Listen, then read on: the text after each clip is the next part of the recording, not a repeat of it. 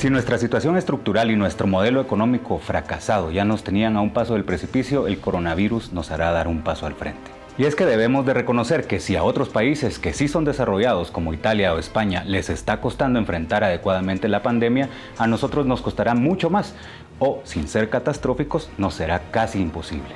La pobreza creciente, la desnutrición, el ser uno de los países que menos invierte en salud a nivel mundial y regional y la crisis económica global que se avecina son algunos insumos para la tormenta perfecta que podría dejar a Guatemala en una peor situación de la que ya estaba y a muchos ciudadanos sufriendo o muertos. Las consecuencias de la crisis son de momento incalculables e impredecibles. Lo que sí es un hecho es que habrá efectos negativos en la ya mediocre economía del país y eso indiscutiblemente afectará a los más pobres.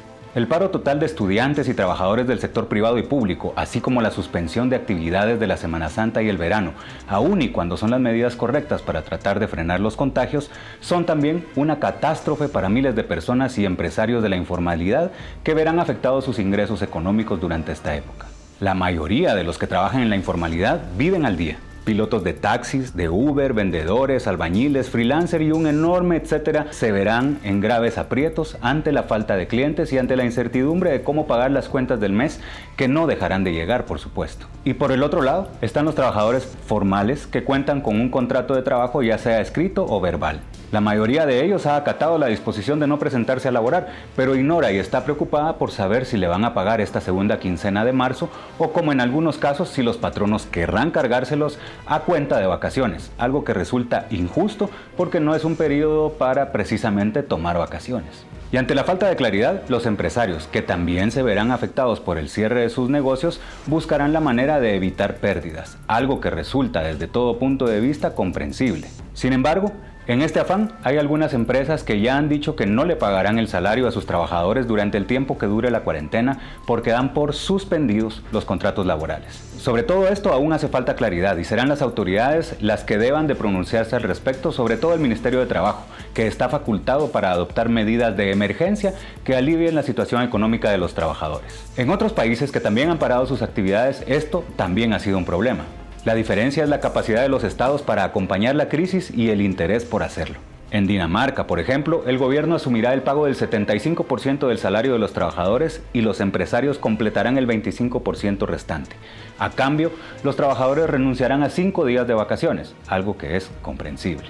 En Francia, mientras tanto, el Estado asumirá el pago de créditos bancarios contraídos y se suspendió el pago de recibos de agua, luz, gas y hasta el de los alquileres. Guatemala ni por asomo tiene la posibilidad de tomar este tipo de medidas, fundamentalmente porque nuestro estado es estructuralmente pobre. El hecho de ser uno de los países con la carga tributaria más baja del mundo y con el 80% de evasión del impuesto sobre la renta, como ocurrió en el año 2019, nos limita totalmente y pone cuesta arriba cualquier esfuerzo para atender las responsabilidades normales del Estado, no digamos las de una pandemia como la del coronavirus. Debemos comprender que la crisis agarró al país en crisis. Una crisis que nos hemos negado a ver y mucho más a resolver, en buena medida por egoístas, por falta de visión y hasta por falta de solidaridad. Ser un estado pobre, el único donde la pobreza ha crecido en lugar de disminuir, nos hace muy vulnerables ante una pandemia como la que estamos sufriendo. Pero también lo somos ante fenómenos naturales o ante las consecuencias del cambio climático, situaciones contra las que tampoco estamos preparados.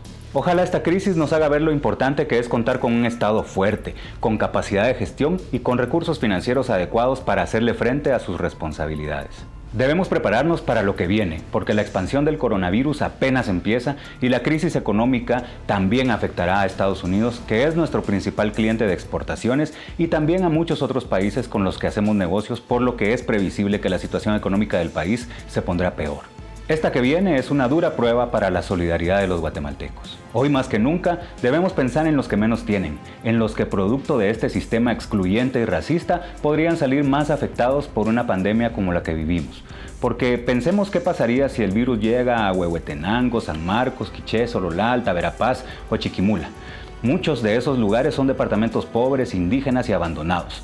Todos ellos la pasarían mucho peor que lo que está empezando a suceder en la capital. De momento evitemos aglomeraciones, evitemos reuniones innecesarias y comprendamos que el paro de actividades, para aquellos que lo hagan, no es sinónimo de vacaciones, sino una forma de evitar que la pandemia se salga de control y que nos haga pedazos como país.